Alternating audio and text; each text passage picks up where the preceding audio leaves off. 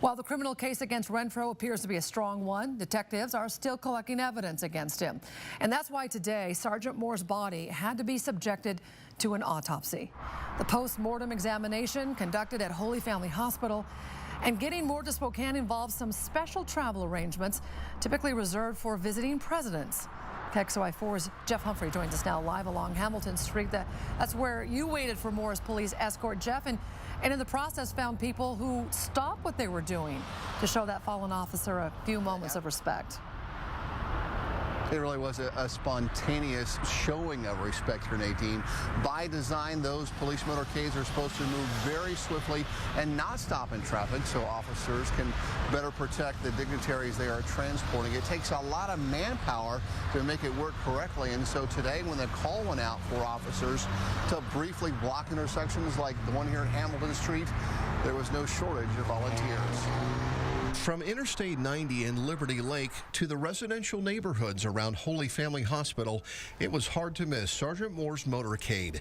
A KXLY viewer's tip told us the procession would be crossing the Hamilton Street overpass, and Police Chief Frank Straub was there waiting to pay his respects. So what we're doing is we're meeting Sergeant Moore at the Washington state line, and we'll be escorting the procession from the state line to Holy Family Hospital.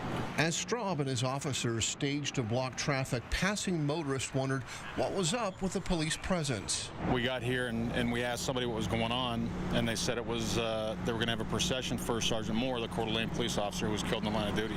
So firefighters from Station 1 canceled their run for groceries at URM and draped a flag over Hamilton Street. We as a crew decided it was the right thing to do. It's to honor Sergeant Moore and show solidarity. You know, at the end of the day, we're all civil servants, and if we can't stand behind each other, then there's not a whole lot left. Nearby merchants like the staff at Spokane Power Tool added their flag to the curbside salute.